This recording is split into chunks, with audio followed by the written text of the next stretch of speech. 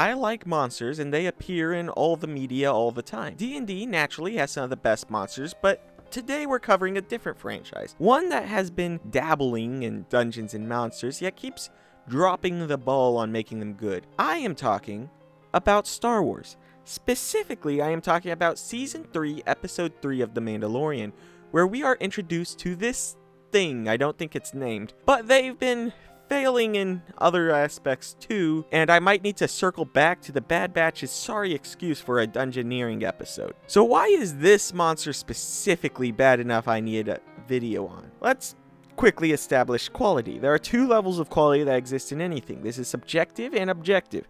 Subjective for monsters just means, is it cool? And I'm not going to be talking about that. Objective quality for monsters is the logic involved in their existence, the justification of their habits and world building that makes them seem like a believable creature. For example, in Goblin Slayer, they go into great detail onto how these goblins are around, what they do, how they act, and how their species exists. But whatever the case, these justifications and habits are what makes a believable creature.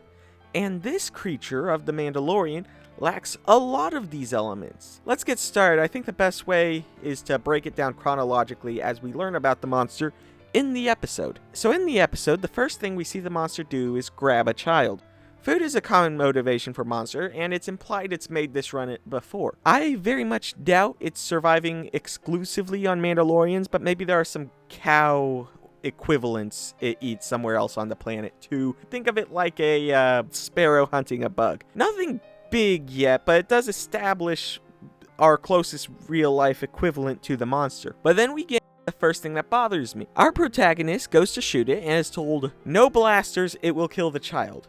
Now, this initial impression of the scenes, it sounded like they might shoot the child by mistake, but for now put a pin in it because it's not what's going on.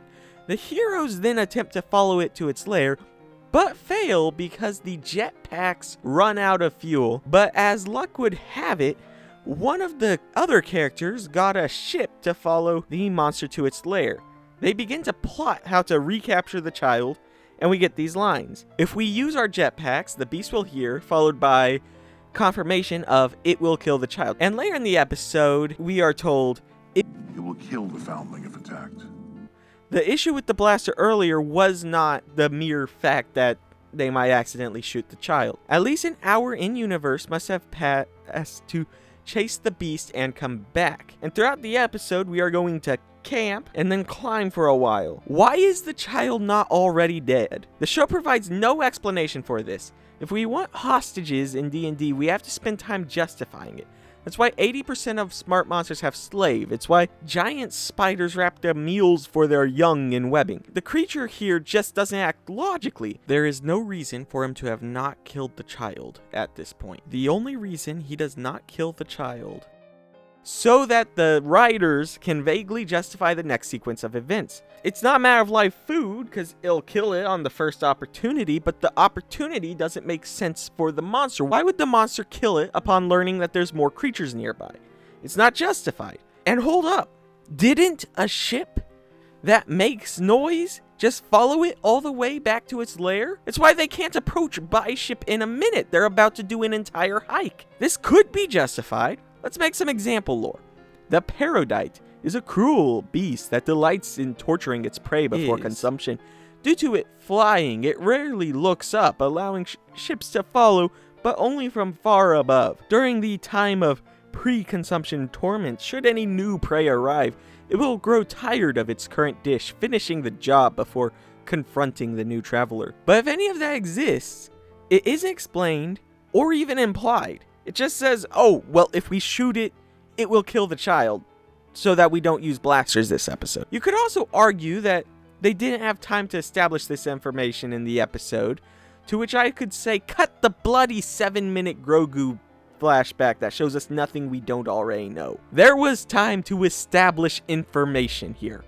They just didn't. I would like to take a moment to note chronologically, I like this detail of the hunt party leader getting to stay by the fire to eat. Little world building details like these are why I love fiction.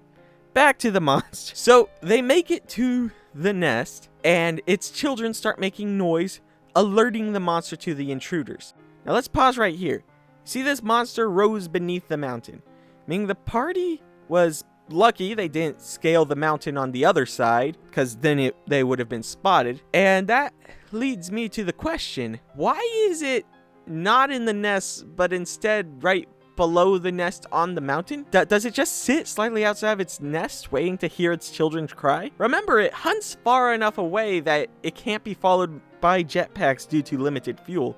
So what is it doing not in the nest when the party shows up? I'll put it plain and simple, setting up the surprise at the expense of the monster's believability for the riders. But we're not done. He coughs the child out of his throat. Now, at this point, it has had enough time to go back to its lair, as established by the scouting run, sit slightly outside of its lair for some reason.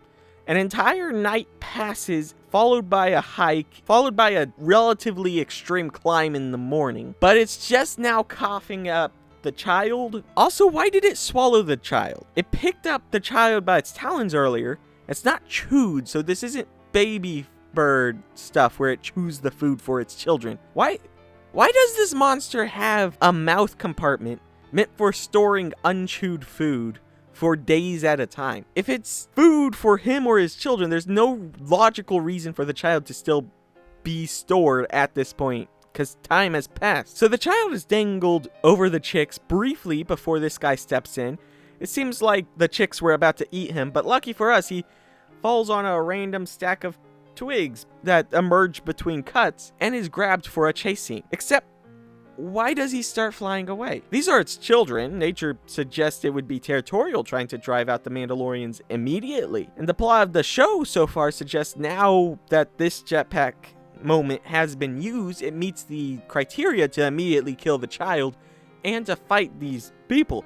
But instead it takes the child and a second hostage and runs away. Once again, we are ignoring how creatures would logically act for this cool flying battle where they use rope shooters instead of blasters, even though they've already met the criteria, so now is the time to pull out the blasters. Like, take a look right here. He shoots fire straight into the beast's face.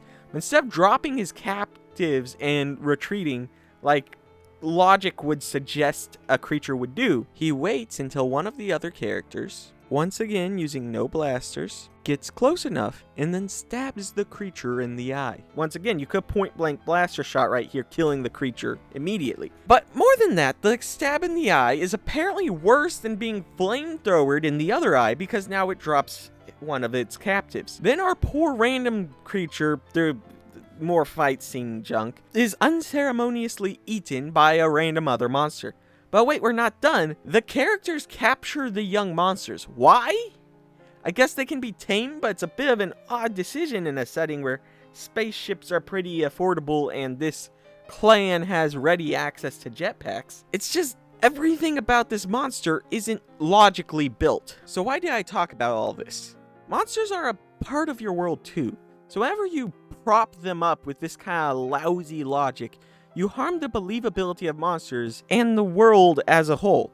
The part about me liking the campfire detail isn't something I just randomly left in. It was world building in a way that they neglected with the monster. This lack of world building is going to be half filled in by books and other extended canon, the same way they did or tried to do with a lot of writing mistakes in Star Wars. But you've robbed the viewers of the show of that piece of the world that could have been so much richer. It's just a failure on every level. I'd like to invite you to watch this video and maybe whack a red button.